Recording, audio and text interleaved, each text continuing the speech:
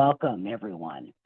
So, if you all have any questions throughout, just let me know. And again, this is, of course, this isn't everything that could possibly be covered about parentally placed in private school in relation for students with disabilities, but it'll be sort of a good overview. And we can always, and I apologize, it's 12. I'm here in Louisville. There's where our office is. I don't know if y'all can hear the siren in the background. There's nothing to be alarmed about. At 12, it always goes off. So, um, we, so I apologize about that. But I'm Rhonda with Kentucky Spin. I guess I should have said that first. Um, but one of the things, just to kind of share with you a little bit, just a little bit of housekeeping before we get to rolling here, is this is not a train the trainers, that this is for educational purposes only, and not that you would go out and train this material. So we always do just like to cover that, and the rights to it are reserved by Kentucky Spin.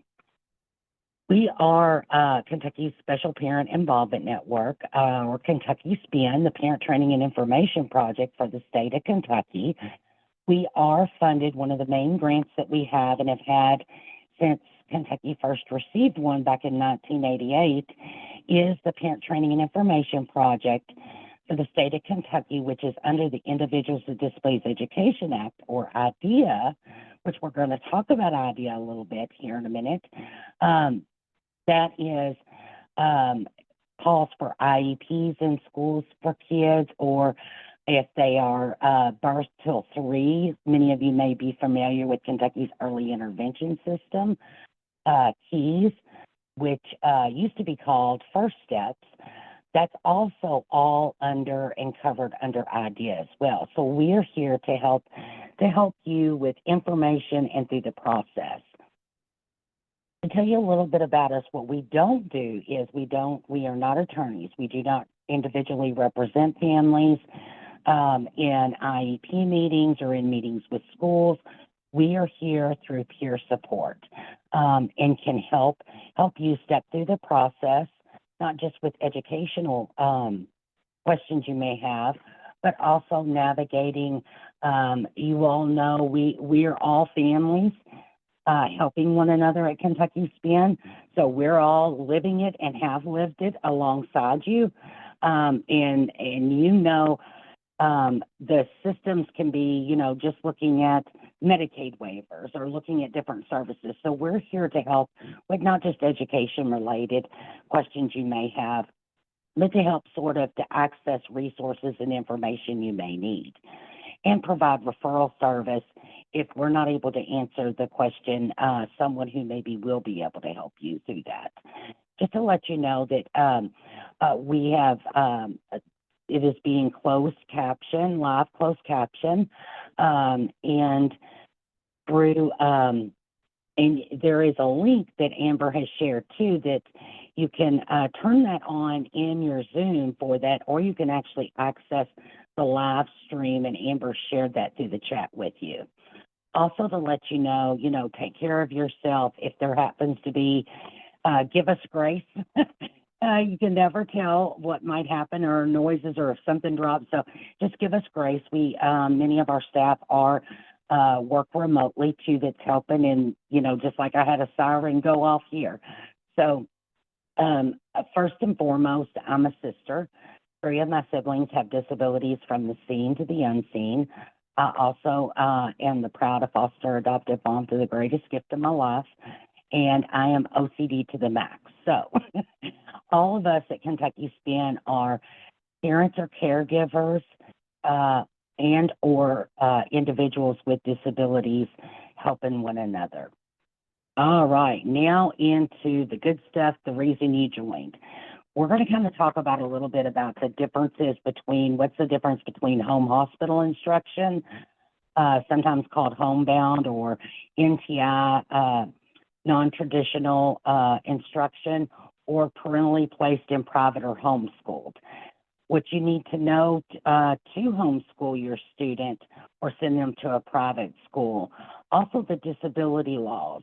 And we're going to spend the majority of our time on the disability laws and how those for students with disabilities, how those can help and how they protect our students and provide services and supports. So one of the things, too, that I want to make sure that I covered here is going over, because sometimes people get confused and they may say, well, my child's homeschooled, but they're actually enrolled in the public school system. It's just they are on home hospital instruction. That's not homeschooled or attending private school. So they are, the big difference and the way to know is, are they enrolled as a student in the public school district, regardless of the location that they're receiving their educational services? That's going to be key. And really knowing that and being able to navigate that, we can help you, because there's different processes. Of course, everything's not simple, right? There's different processes and different things in the law for if you're parentally placed in private or homeschooled, or if you attend school through the public school district. So the reason that that's important to know that difference, because the things that we're going to talk about today is if your child is homeschooled or through private school, not enrolled as a student in the local public school district. Now, we can help and have other trainings that would help you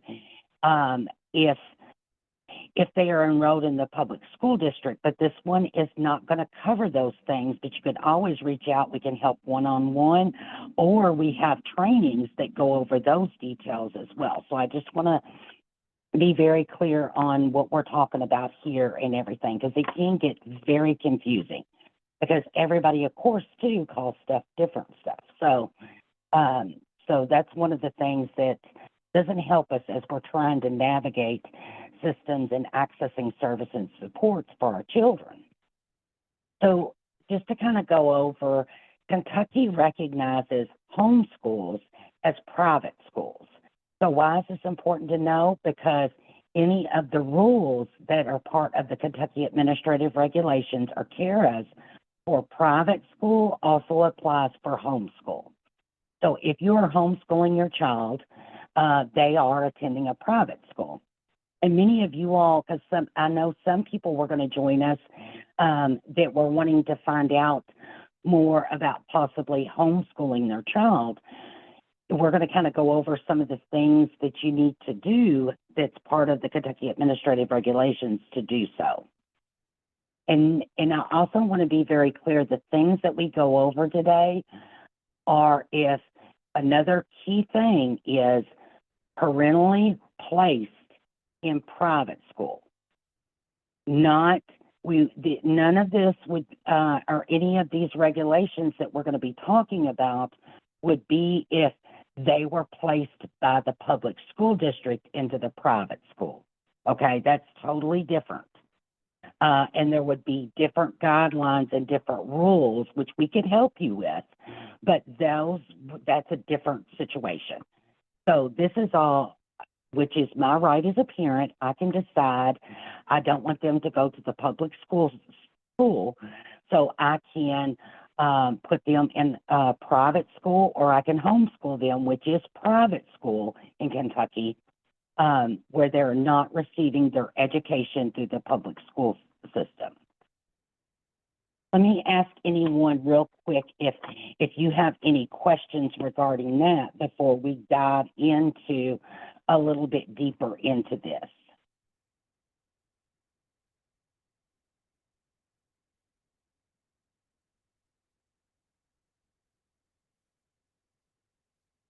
And please let me know throughout. Put questions in there. We've got wonderful Kentucky Spin staff on here helping us throughout if you do have any questions. But I just want to kind of make sure. Now, to homeschool or to send your child private school, and we have linked on here. I'm not going to spend a lot of time, but I do want you to be aware of whether they have a disability or not. If you decide for your child to attend private school or homeschool them, because there are compulsory attendance requirements that children have to attend school in Kentucky, right? Ages 6 to 18. So there are requirements that you have to notify the public school district every year. And there are some certain requirements, which we have linked here in statutes, the things that you have to do to be able to do that. Now, I will tell you, too, you'll see down here on the bottom of the screen where it has non-public or private school information. That is directly from the Kentucky Department of Education. You can click on that, and that is the homeschool packet. Because not only do you have to notify, you also have to keep certain records. And, of course, there is requirements of the courses that have to be taught that they have to receive as well. So that you can explore at your leisure, but I do just want to let you know, because many times people don't understand there's certain requirements that you have. Now, homeschooling, again, looking at you have to send, whether they're in private school or homeschooled, you have to, I had mentioned, you have to notify the public school district every year, at least two weeks prior to the start of the school. That's the county or school district in which you live in, their start date at least 2 weeks prior. You have to send what's called a letter of intent to notify them and tell them so that they have those records. And these things are very important because it's required by law.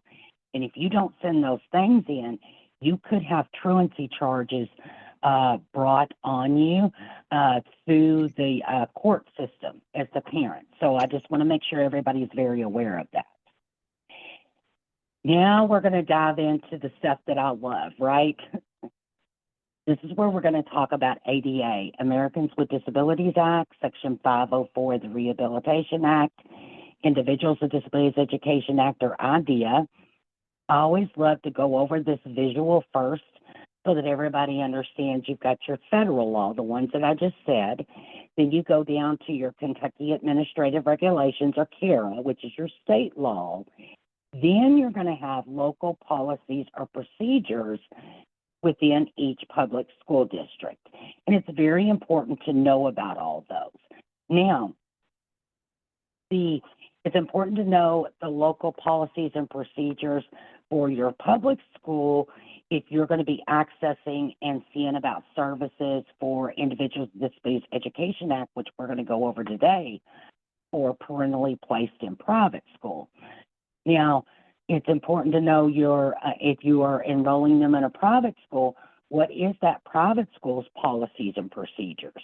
If you're homeschooling, what are you have different procedures that you may have developed and everything as well. But the reason I say that these are important is because you have to match that. It's always that the federal law always will override or supersede the state or local policies or procedures unless they go above and beyond in favor of the child, or they let the one that's right below it or further down decide.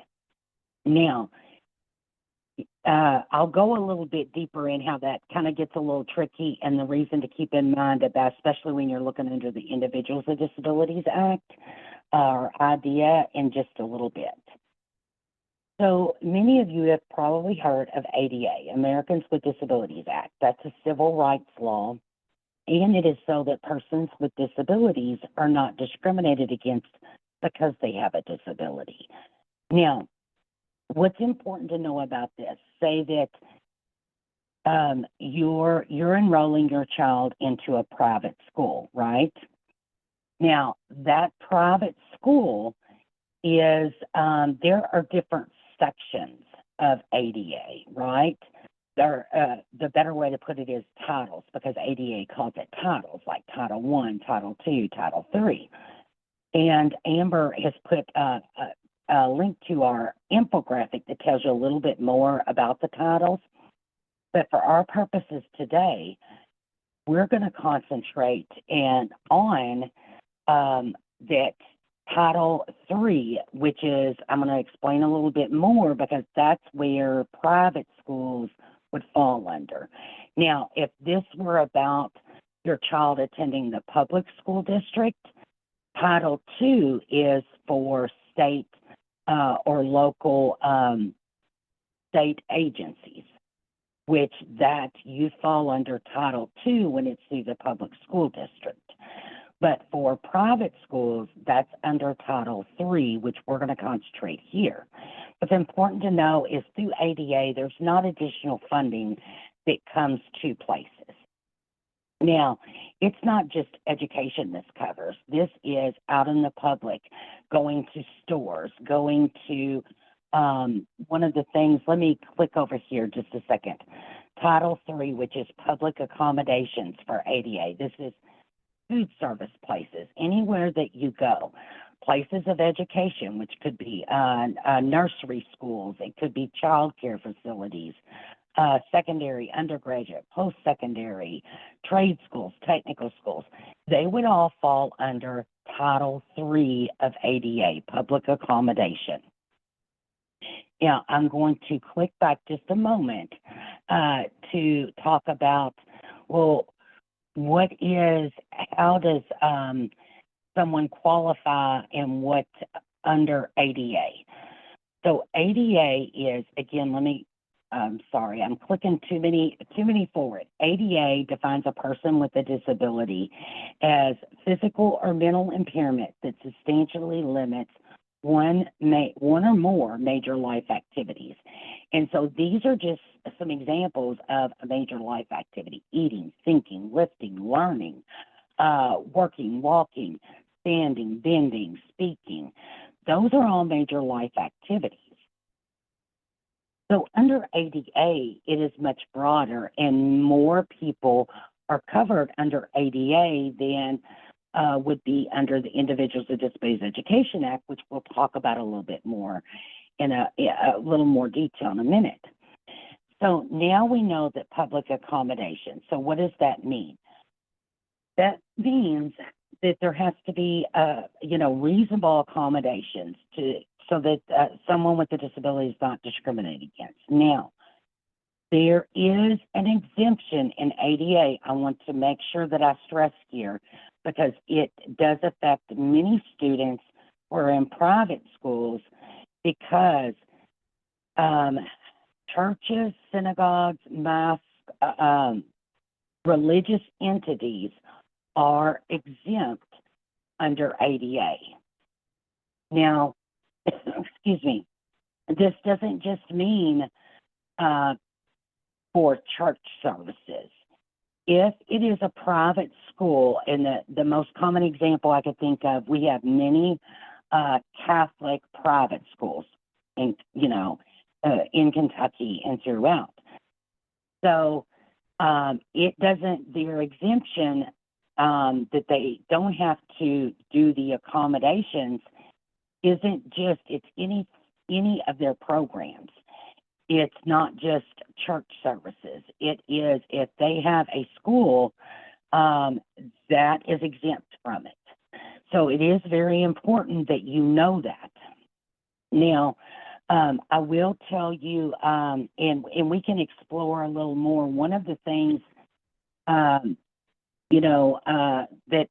is very important. There is one area that they could, which we're going to talk about here in a little bit more. But under ADA, the requirements would apply to the private school, or if you homeschool you, right, providing reasonable accommodations. But a lot will be open and you're able to get those, but just know that there's not a requirement under ADA for that, right? It doesn't, those protections won't apply and be in place for you. Now, what might be a reasonable accommodation? Well, it could be if it's a place, a school that has no animals allowed, right? And a no pets policy. That if someone has a service dog, that's a reasonable accommodation, that although they don't allow animals in there, this is a service dog. That's a reasonable accommodation, whether it be in a restaurant, attending school. If a person who's deaf wants to order dinner at a restaurant, no one's there that speaks sign language. Or if a teacher is teaching and the student is deaf and no one knows sign language, okay, it could be that the waiter or the teacher, they use how they communicate is by writing back and forth. There is a means in which they can communicate. That's a reasonable accommodation. A person who has dyslexia, they need extended time taking a test, right? That's a reasonable accommodation the private school could put into place. A person who uses a wheelchair and has difficulty navigating, this uses the example of a grocery store, getting items, reasonable accommodation is they provide someone that can help them shop. So I'm just thinking of also too, is they put this same scenario in a school setting, right? If there are physical barriers in the school that are making it difficult for that student to participate alongside their non-disabled peers, it could be that they could move some of the things around to make, that's a reasonable accommodation to make it more accessible. If they need assistance accessing it, someone helping them so that they can access it, those are reasonable accommodations. Does anyone have any questions so far? No, I'm not seeing any questions in the chat or Q&A section at this time. Okay, awesome. I hope this is being helpful to you all. Now we're going to go to Section 504 of the Rehabilitation Act of 1973 as amended. This is also a civil rights law that protects persons with disabilities. And again, just like ADA, this is not just education. This applies across the board. How do you know who has to follow and abide by Section 504? Well, it applies to any agency who receives any federal funding. Bottom line. Not just that they receive federal funding, say, for education. It could be, I'll give you a perfect example that applies to our topic today. If, say, a private school gets part of their, this may sound like a complicated example, but this is a very real example that you might find. If say they get some type of federal food assistance to feed the children, right? Then that means they receive federal funds, and then they would be covered under 504. So sometimes this is very hard to find out because a lot of private schools, they don't receive any type of federal funding or don't realize that they are required to follow this because it may not be that they're getting funds for teaching or helping with persons with disabilities, right? That doesn't have anything to do with that. Rhonda, we do have a question. Okay, I see. Thank you. Okay. I could find out if my daughter's high school, Sacred Heart Academy, gets any federal funding. I would ask them. You know where would be, and this is what I always recommend too, is the reason I brought up, sometimes you don't even have to ask them, do you get federal funding? Because a nice way to be able to tell if they're following and abiding by 504 is get the policies or procedures for the private school. Many of the private schools have, there's online or all students who attend, they may not necessarily call it policy procedures, but it's their guide, right? This is how I also check for many of our, and you'll have to forgive me if I'm wrong, but I don't know if Sacred Heart is or not, but owned or part of through a church. But this, one of the ways that I find out very easily for many of our families who send the children to the Catholic schools is for the life of me, I can't think of the exact name they use, but their handbook. I can go to it, and if there is a section in it that refers to Section 504 and about like a 504 plan, if you know or your school has provided 504 plans, then or if there's anything in their handbook policy procedures that refers to Section 504, that's a nice, easy way to be able to find out, because sometimes it's an awkward situation, not that you shouldn't ask, but sometimes it's very it makes it a little awkward asking, do you receive federal funds? Which there's nothing wrong with that, but maybe an easier way to say is, do you all fall under Section 504 of the Rehabilitation Act? That's another way to ask too, but we can always kind of help you navigate that and maybe try to find out if you're not sure. But that's always one of my first places that I like to go, and you're welcome, to kind of check to see.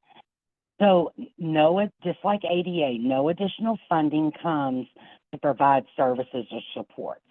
Now, again, Section 504's definition of disability is just like ADA. And so that's why many more people are covered under ADA and Section 504 than are going to be under like the Individuals with Disabilities Education Act. One's not better than the other. And in a lot of cases, they're covered under all of them, right? It's not that this over that. So if a child qualifies under IDEA, Individual Disabilities Education Act, they qualify under all three and are protected by all three laws. Okay, if they don't qualify under IDEA, but they do under Section 504 and ADA, as long as it's not exempt under ADA for the private school and it's a place under Section 504 that receives federal funds, you could be under two of them, right? So, or there could be an instance where you could be covered just under one or under none. So I hope that's about, I know that could be confusing, but again, that's where we look at individual situations and figuring that out and navigating that. Now, when we look at Section 504 in private schools, and again, this prevents anyone from excluding or denying if they receive federal funds. Section 504 prohibits them discriminating or denying them because they have a disability, the opportunity to receive the program benefits and services. Now, and if they would qualify just as someone would without a disability, right? This doesn't mean if there's a requirement for that school that everybody has to have, that your child still wouldn't have to have that requirement, right? This is just based on their disability, which we do unfortunately find quite a lot of that private schools will not let students with disabilities attend or go, and that is against the law, based on just because they have a disability. So just so that you know that what are some of the requirements, which I won't go into too much detail with that. I always like to put all of this within the PowerPoint so you know exactly where to go in the sections so that you have that for you. But just sort of like ADA, it's the same thing of accommodations. There could be a 504 plan written, and there's an example 504 we're going to show here in just a minute, but everyone, if they have 504 plans, they should have a template. And again, it could look a little different from maybe another school's or what might be used through the public school system. But it doesn't matter how it looks, it's the importance of what's included and the critical information that's there. Who, what, when, where, how, right? What's going to be done? What are areas of concerns? What accommodations or services will be provided? Who's responsible for providing it? How often? Where? And how will it be monitored? Those are critical things to be a part of that. And you can request that your child to have, if they if the private school falls under 504, you could ask for a 504 plan for your school. Now, this might be some of the example, that we're looking here. Kevin may need some time because of the behaviors that he's having. So he may need some supports, accommodations, some management strategies. That might be some things and a goal in his 504 plan that will help him so that he's educationally successful. Now, you could want to be very specific, the accommodations or services. This example, organization, write homework assignments in a planner. So he has some very key strategies and things that help him based on how his ADHD is affecting him. Organization, that it's the student and the teachers are going to make sure that at the end of each class that he has that. Is distractibility, looking at are there quiet areas for testing, because that's critical for him to be able to do the test and to do well. He has trouble with the impulsivity. So maybe if there's a signal between him and the teacher that they can use, that he is very anxious, very fidgety. There's something that we could do that's sort of a cue ahead of it so that we're not having the behaviors that we're not wanting. Those are all things that could be in the 504 plan. Now, I will tell you the Office of Civil Rights is the office that covers, because many times, we will have families that reach out as like they're not following it. And so you do have the option, if you do feel that there's been a violation of your child's rights under Section 504, you can fill out an online complaint form in regards to that. And this will take you directly to that link where you can learn more about that. Now, before we dive into the next section, which talks about IDEA, I want to kind of just do a brief overview here. The things that we've been talking about ADA and 504, those would be responsibilities of the private school, okay? Now, and again, as a parent, if you're homeschooling, you could put a 504. You wouldn't be getting in federal funds unless your homeschool did get federal funds some way. And if you did, you would have to abide by 504. But 504 plans are a great tool that even if you're not under it, might be something so that you could, because look back here, like if you went ahead and developed your own that you all could use, you as teaching your child at home, there are some things and strategies you could have. So these are great tools, even if you don't fall under 504, that you could use and have in place for your child. So the ADA 504 stuff that we covered for the purposes of your child receiving the education in the private school, that is the private school responsibility. Now, sorry, I did not mean to click that quick. I want to pause just a moment before we dig into the Individuals with Disabilities Education Act and see if there's any questions.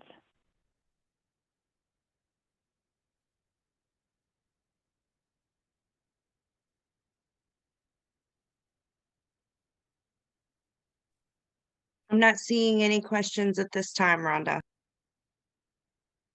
Okay, thank you so much. All right, now the Individuals with Disabilities Education Act, or IDEA, because remember when we were talking about ADA and 504, those are civil rights law, right? They were not education specific, although they covered education.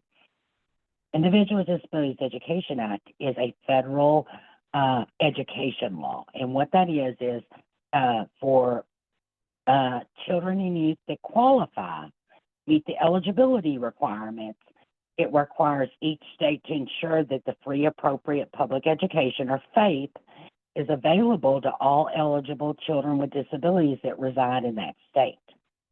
There are different parts of the law.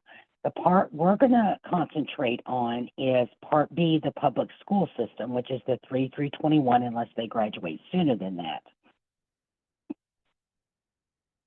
One of the things here is now when we look at this, and you're going to see throughout this where it may say SEA. SEA means State Education Agency, which in Kentucky is the Kentucky Department of Education, or KDE. When you see LEA, that is Local Education Agency, that is going to be your local public school district. That is your public school district for where you reside within Kentucky. So as we're kind of look at some of these requirements under the law, that's what that means.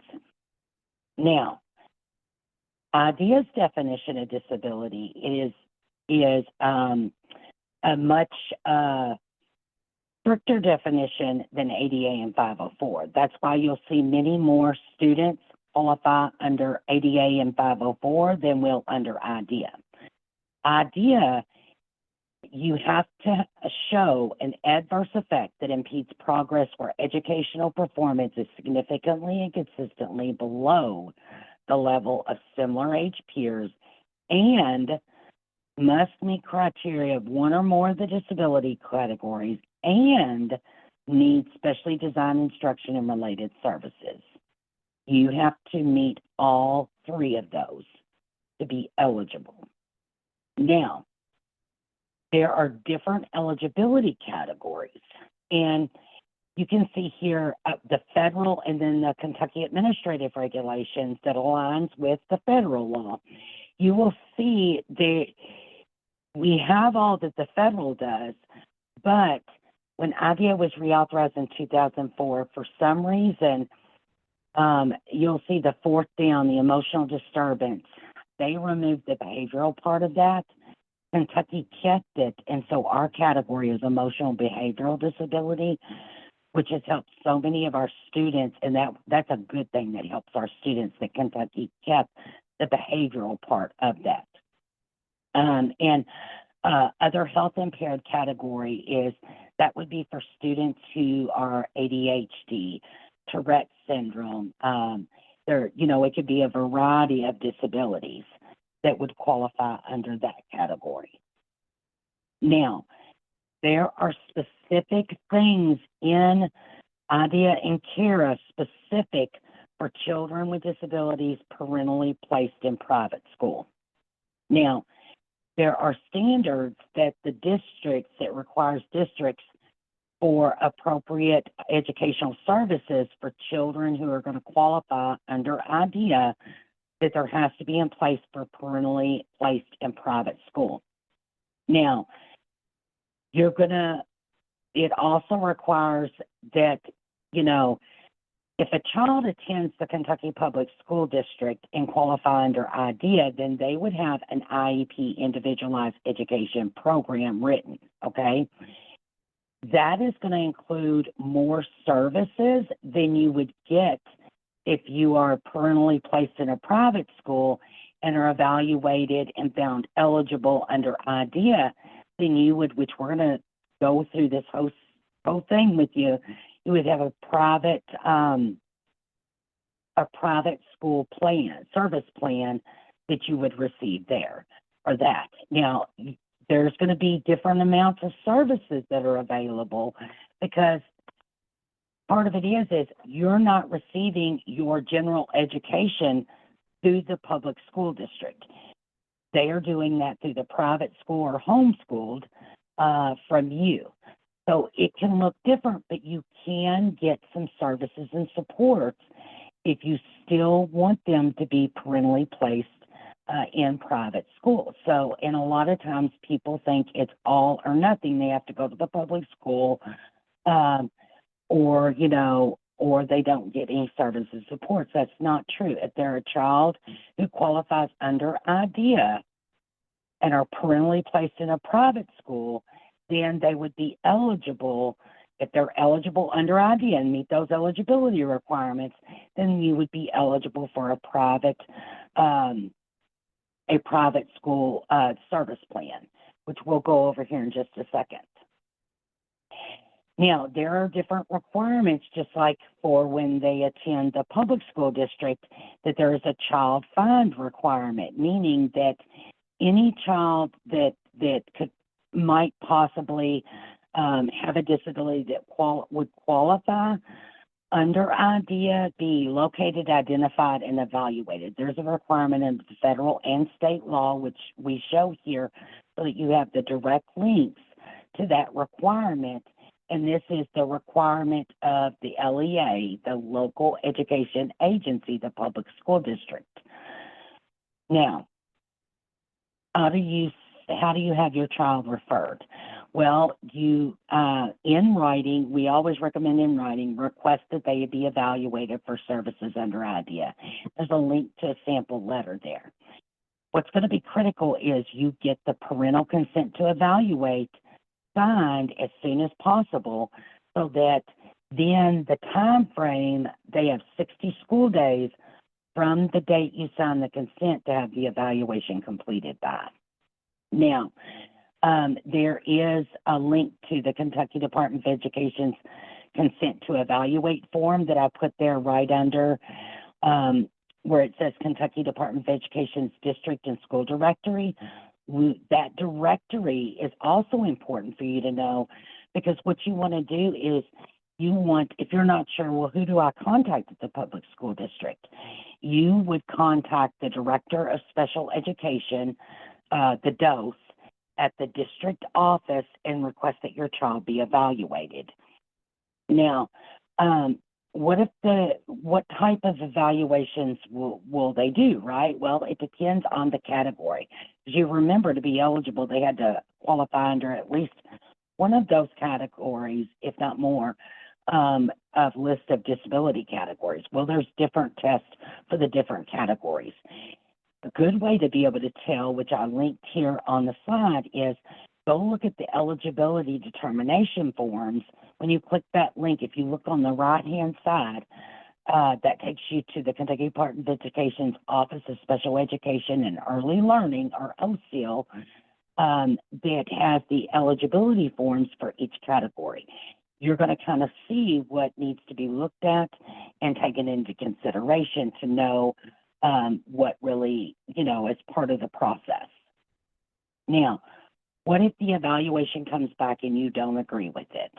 Well, you do have the right to independent education evaluation, the same as a student being evaluated who is attending the public school district, and it would be at no cost to you. Now, you do that through the process of through the public school district requesting your right to the independent education evaluation.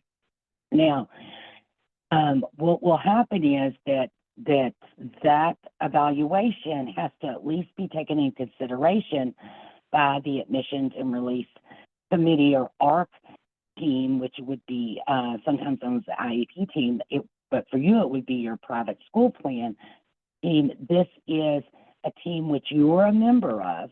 The parent is an important member of, and this has to be taken into consideration. It's not a done deal that they're going to qualify, but those results need to be taken into consideration as part of the eligibility and looking back at everything and to see if they might possibly qualify, in addition to the findings that were through the public school district's evaluation. Now, all right, so say the results come back, your child qualifies. So there's 3 things that you can do. At that point, you can decide to re-enroll them in public school as a student, and then they would receive an IEP, Individualized Education Program, which, remember, and we linked there, we're not going to go into detail about the IEP today, but we can help you with that, and I'll link to the infographic that'll tell you more about that. You would receive that, and it would have more services and supports that you would get on a private school plan, but that is an option you would have. Second, which a lot of times is the majority of what people may want to do. Again, it's depending upon what you want and what you feel is appropriate for your child and for you.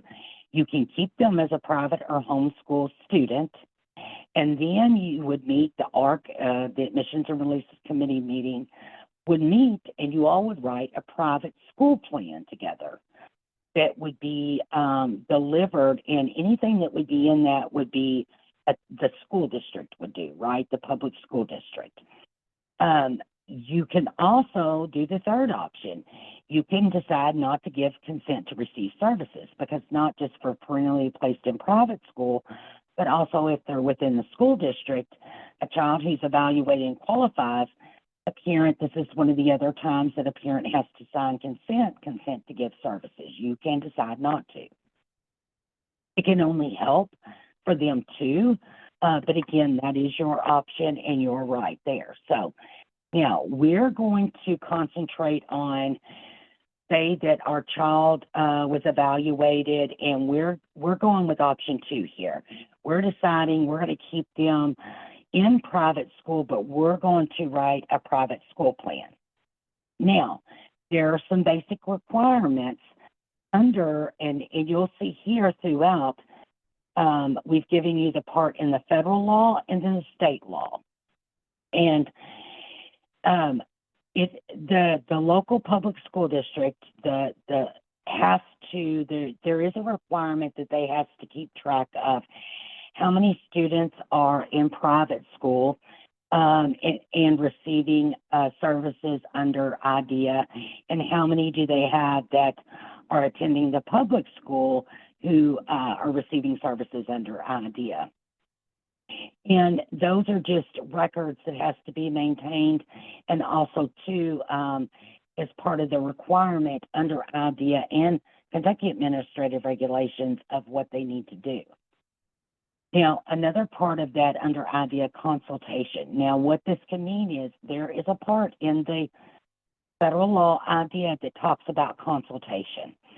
What consultation means and what we're referring to here is if your child attends a private school, or say you homeschooled, you're the homeschool teacher, it would be in consultation with you, right? Because you're who is delivering the general curriculum, the education. The private school also is delivering. Now, I will tell you there is not a requirement that I am aware of under IDEA that requires private schools that they have to consult back with you, okay? So I want you to be aware of that. This has caused, this still doesn't mean, though, that your child cannot have a private school service plan, even if they attend a private school and couldn't get some services and support from the public school district. But know that under the federal law that they are not required. The private school is not required to do this. Many will do it, but there's not that requirement. And so sometimes what may happen is the public school district and the private schools may come up with a memorandum of understanding or agreement between them to work through this. But what this does is the requirement here under IDEA is the requirement of the local education agency to timely and meaningfully consult with the private school. Again, it doesn't show the requirement of the private school. But again, because the person who would be providing these services under IDEA would be the public school district. So they're going to kind of look at, and it only helps better if you work together on that. But again, know that sometimes that can happen. It still doesn't mean your child can have a successful private school service plan. So again, here's the part specifically too, just so that you have it under the Kentucky administrative regulation that talks about the consultation. Now, equitable services. So a lot of times, and I get this question for the children and questions about IEP, well, what can you get or can you not get on stuff, right? Okay, anything that the ARC team decides which you are an equal member of, there at the ARC meeting and put into place in the plan, they have to provide it. There is not a hard, fast list, because here's the wonderful thing about IDEA. It's individualized, right? So there is not a list of what you cannot or can do, but it's what everybody comes up to an agreement and is part of the plan and what's provided. Now, well, one of the things, it's very important if the private school is willing and will work with the public school district, it would be critically important to have them as members of the ARC team developing the private school plan, right? They are critical to your child's success. Anyone can be a part of the ARC team to develop this that has knowledge of the child, parents. It could be relatives. Anyone, you can invite someone to be a part of it. It could be therapists that they see outside of school that's willing to be a part of that. So it's important for them to be in that. Now, I will share with you here a little bit services. There has to be very detailed of who's going to provide it, what's going to be provided, and how it's going to be provided, just like it would in an IEP through the public school district. So now here's what's important is there is one of the things that I want to point out here is persons providing the services in the public school, except private school teachers that are providing services under a service plan, shall not have to meet the highly qualified special education teacher requirement for that, right? For the private school people. So it's important to know, because in some of the laws, there's certain requirements of levels to be able to meet that need. So, again, that would be very detailed into individual situations that we could help you navigate. But some of the things that's going to be critical is that there are requirements under the IEP that you may have to also meet if it's for the private school plan. So those are going to be important to keep in mind throughout this. Now, the location of the service, transportation. If it's a service in the child's IEP, then in there, and transportation is a related service in that, then there would need to be transportation provided. Now, this does not mean that the public school district is going to be responsible for a parentally placed in private school and getting your child to and from the private school to attend school. That's not what this means at all. This is to receive the services or support that's within the IEP that have to be provided. It could be, though, that the person, I know a lot of times what may happen, like with the private schools who are open to it, I'll use this example. A child may receive speech therapy. Well, the speech therapist may come to the private school to do that therapy. Again, it's individual, and depending upon how the district has things set up and you set it up in your private school plan, is how that's going to look. Sometimes parents who homeschool their children, they bring the child to the school to receive the therapy and take them back and forth. So again, but the important part is when you're writing the private school plan, if transportation needs to be provided, you need to have it listed as a related service in there. I'm going to show you here in just a second. After we talk about this, the Kentucky template, which you have the link to, which Amber's already shared in the chat, to the private school plan. There are protections, due process, dispute resolution options under IDEA for parentally placed in private school. You do have due process and state complaint rights. So that's important to know, too, that you do still have those as part of the parental rights. And then I also wanted to include the link to the part under the Kentucky Administrative Regulations that also talks about that. Now, there is a critical part that's also in IDEA. IDEA funds cannot be used to, it's very specific that it can't be used to purchase general curriculum for the private school, right? That's the private school's responsibility, right?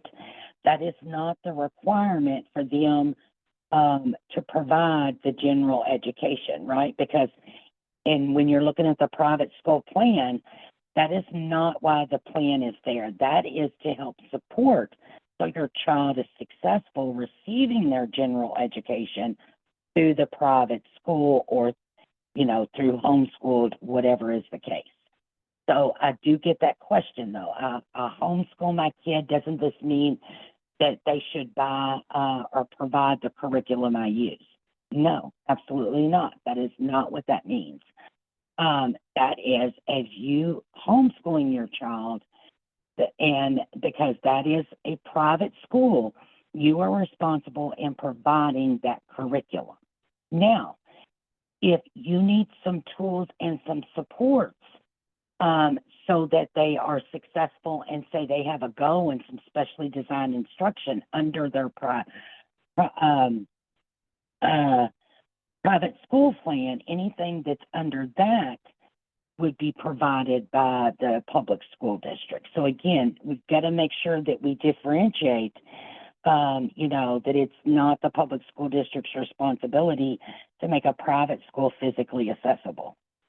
That's the private school's responsibility. So again, depending upon the scenario that you're talking about is who's the responsible party to on that. Now, I do want to kind of go over, I know we're getting close on time. Actually, we only have 2 minutes. Sorry, I get very passionate about this. I just wanted to show you the template, but you have the link to the private school plan. And so you kind of see that you will have sort of the goals that you come up with, the benchmarks or objectives. I always love to use like the blank ones to sort of develop the things that I think that they need help with. You know, what are the current things that are critical for them to be successful? On this, do they have the special education services they're going to receive? What are the service minutes? Who's going to provide it? What is the location? How is that going to be provided? Very specific in the service, the private school service plan, and who's responsible, who's attending. Those are going to be critical things in there. Now, these are some links to some more information and resources. If you are homeschooling your child, I always do like to share the resource HSLDA. I always forget it's homeschool. Oh, Kelly's on here with me. I always never can remember what it all stands for, but that is a very a good resource for homeschool families in Kentucky that might be of help if you're not familiar with them. Kelly, do you happen to, I can't remember what the abbreviation stands for, but these are some great resources that might be helpful. I want to take, because I know we're at time here, we're going to be sharing the link to the evaluation in the chat. If you would please complete that. Once you do, you will receive a certificate of attendance for today. But also as well, we will be following up an email with the link to the handouts today as well. Does anyone have any questions before we leave here today? And was this helpful to you all?